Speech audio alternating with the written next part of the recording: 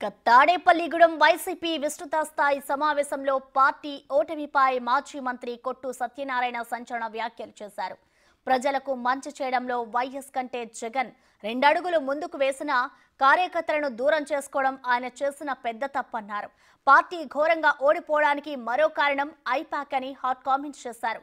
జగన్ ప్రజా ప్రతినిధులను పక్కన పెట్టి ఐపాక్ టీంను నమ్ముకోవడం వల్లే ఎన్నికల్లో వైసీపీ ఓటమి పాలైందని అసంతృప్తి వెల్లగక్కారు. వాలంటీర్ వ్యవస్థ పార్టీకి తీరని నష్టం కలిగించిందని ఆరోపించారు.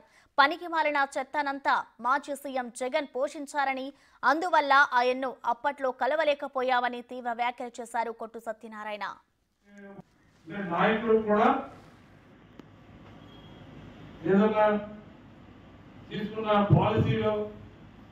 మనకు వచ్చిన రిజల్ట్ ని ప్రభావితం చేశామని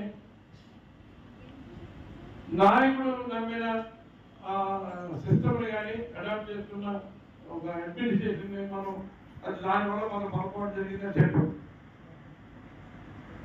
అది ప్రజాస్వామ్యంలో మన పార్టీలో ప్రజాస్వామ్యం ఉంది కాబట్టి ఇవాళ మీరు ఐపాక్ నమ్మి మీరు వాలంటీర్ని నమ్మి మన కార్యకర్తల్ని విస్మరించారు.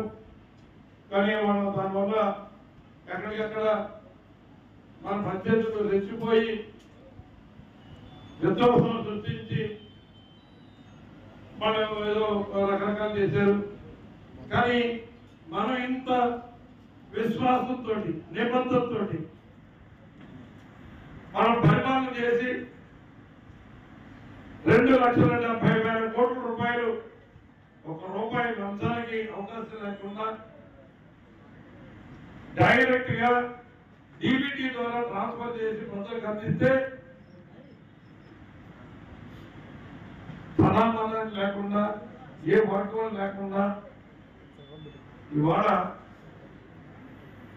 మనకి 40% మాత్రమే ఓట్లు వేసేదన్న వాస్తవాన్ని మనం మర్చిపోకూడదని నాయకుడికి చెప్పాం.